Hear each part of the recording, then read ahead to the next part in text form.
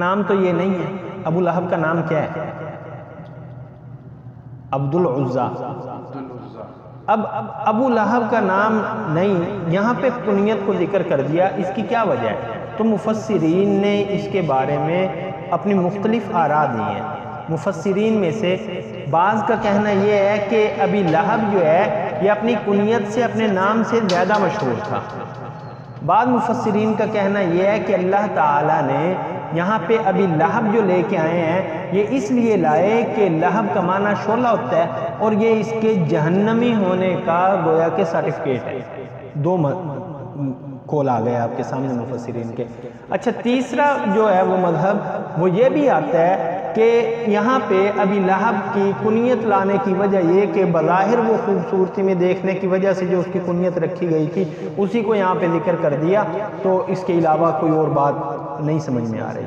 اب ایک بات یہاں پہ آپ ذہن نشین کر لیجئے کہ یہ جو مفسرین نے مختلف تفاسیر کی ہیں تو یہ قرآن و سنت کی روشنی میں کی اور پھر اس کے اوپر غور و فکر کر کے انہوں نے یہ جو ہیں تفسیری قاعدے اور تفسیری قواعد کو سامنے رکھ کے یہ تفسیر کر دی. ایک بات آگے والی آیت کا ترجمہ آپ نے کر لیا، ما اغنا عنہ مالہ وما کسب. اچھا، مالہ وما کسب، نفع نہیں دیا اس کے مال نے، وما کسب جو اس نے کمایا. اب اس کی تفسیر میں بھی مختلف اقوال ہیں. مشہور دو قول جو ہیں وہ میں آپ کے سامنے بیان کر دیتا ہوں کہ مالہ سے مراد اس کا راس المال اصل مال ہے اور وما کسب سے مراد اس کا نفع ہے. مال کا جو ہے نا وہ نفع ہے. آپ اپنا دیکھیے، لکھنا شروع کر دیں آپ. ہاں جی، آپ لکھنا شروع کریں نا وہ جو آپ کو سبق ملا ہے. ہاں دیکھ کے لکھیں نا. ہاں وہ آپ دیکھ کے لکھ لیں. جی 3 آیات آپ لکھیں اور آپ جو ہے وہ اپنا سبق لکھیں جو آپ کو ملا ہے. تو مالہ وما کسب. اب ایک قول آپ کے سامنے یہ آ گیا کہ مالہ سے مراد کیا ہے؟ اصل مال. وما کسب سے مراد اس کا نفع. یہ ایک مذہب. دوسرا جو ہے وہ دوسری تفسیر جو ہے تفسیری قاعدہ وہ یہ ہے کہ مالہ سے مراد تو مال و دولت ہے، وما کسب سے مراد جو ہے وہ کیا ہے؟ اولاد ہے.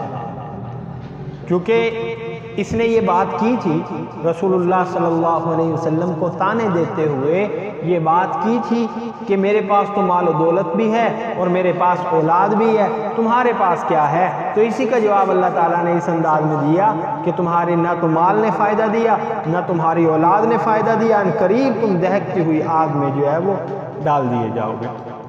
وَامْرَأَتُهُ حَمَّالَةَ الْحَطَبِ. ترجمہ اس کا آپ نے کر لیا، حمالۃ الحطب.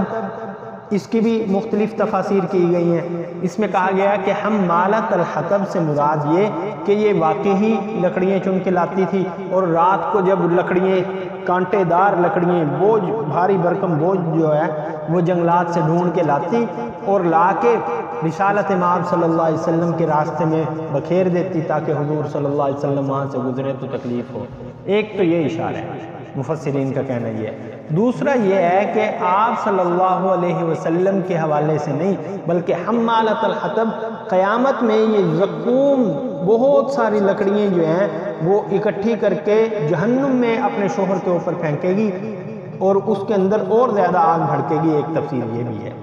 فی جیدہا حبل من مسد. تو اب مختصر سا یہ کہ آپ کے سامنے یہ بات آئی کہ تفسیر کے اندر مختلف قسم کی آراء جو ہیں وہ آپ کے سامنے آ جاتی ہیں مفسرین کی. آج جس دور سے ہم گزر رہے ہیں آپ بھی سنو بھئی، یہ آپ بھی سن لیں بھئی. تو آج جس دور سے ہم گزر رہے ہیں وہ دور ایسا ہے کہ اس کے اندر سب سے پہلے یہ کہا جاتا ہے، سنیں، سب سے پہلے یہ کہا جاتا ہے کہ تفسیر قرآن کرنے کے لیے ہمیں قرآن سے باہر جانے کی ضرورت ہی نہیں ہے. ترجمہ پڑھ لیں تو ساری بات سمجھ میں آ جائے گی. بلکہ آج کل وہ انجینئر علی مرزا صاحب جو ہیں وہ ان کی ایک کلپ ہم نے سنا، اس کے اندر وہ کہہ رہے ہیں کہ اہل بیت کو اور قرآن کو سمجھ لو تو سارے کا سارا دین سمجھ لیں گے. پھر ہم یہ سوال کرنے کا حق تو رکھتے ہیں کہ اہل بیت کو کیسے سمجھیں. سب سے پہلے تو ہمیں یہ بتایا جائے کہ اہل بیت کون ہے. قرآن کریم میں جن کے بارے میں اہل بیت کہا گیا وہ تو رسول اللہ صلی اللہ علیہ وسلم کے ازواج مطہرات ہیں، یا قرآن کریم نے حضرت ابراہیم علیہ